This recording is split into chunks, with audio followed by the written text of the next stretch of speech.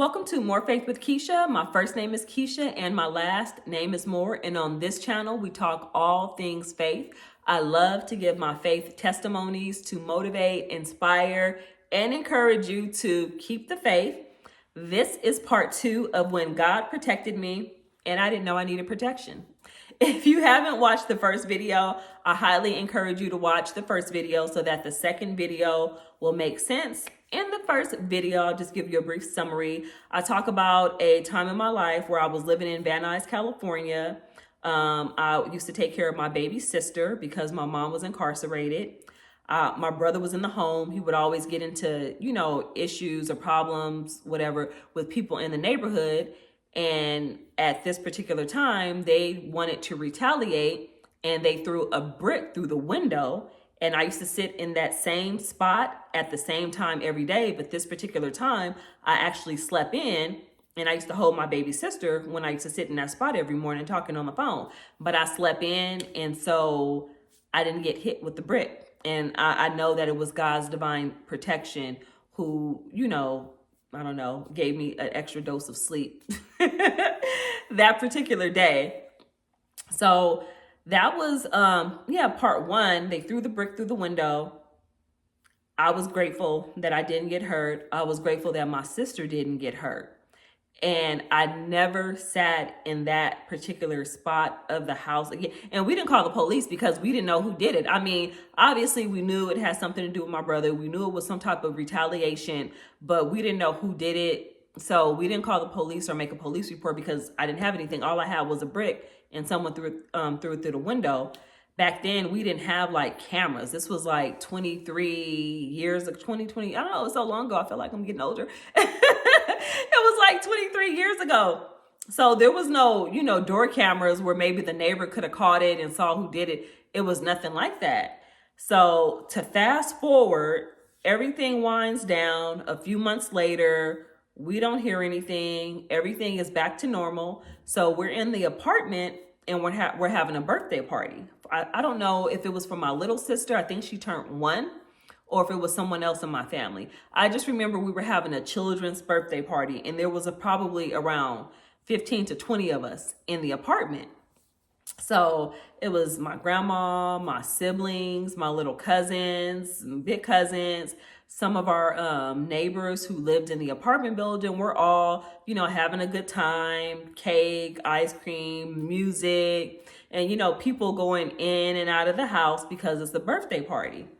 So this particular day, some of the friends who were in the home, they went outside for a second to go take a little break or whatever, a break, you know what I mean? This was years ago. So they go outside and when they come up the steps, they knock on the door because they want to get back in.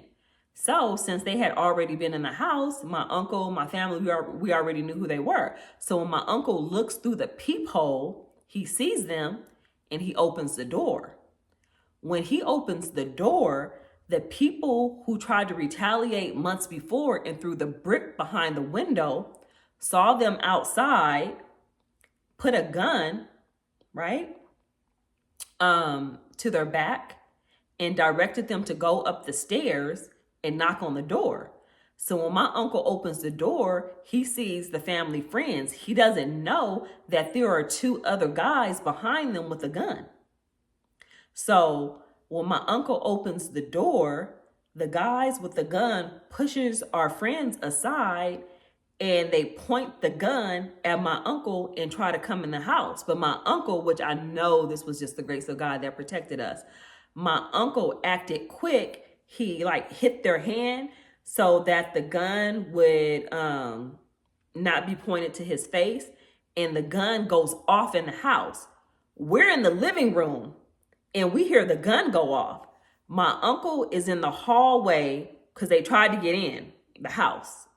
My uncle was in the hallway with the guys tussling and struggling, preventing them from getting in the house because his family is in there. We don't know what to do. We called 911. So they ended up not being able to get past my uncle and he didn't get hurt. But the crazy thing is the bullet skinned his hand. So The bullet skinned his hand, but he didn't get like shot. He didn't get hurt. Nobody in the house got hurt. So that it was just so scary. All the kids were in the house crying. It was just wild. It was just crazy. And so we call the police. The police come. When they come, one of the guys actually dropped their ID outside.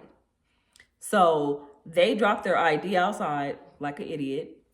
So now the police we have evidence.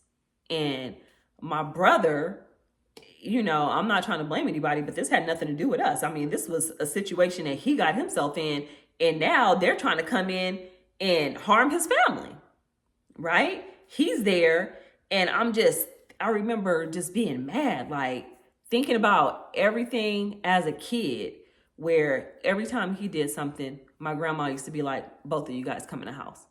I didn't even do anything, but every time he did something, it affected me. And now I'm sitting here like 19 years old, like, dang, like this is messed up. It's just like, why are we suffering the consequences of things that have absolutely nothing to do with us? And it's just like, do you care about your family? Do you care about the people who are your blood relatives? It's just like, I felt like sometimes people, they're living their lives, they're living a dangerous life, the fast life, doing everything, and they don't care about anything but themselves. They're just doing whatever they want to do to make them happy, that makes them feel mature, that makes them feel powerful. And I was just irritated. I was just highly irritated because it was to the point, it was like, okay, when is this going to stop?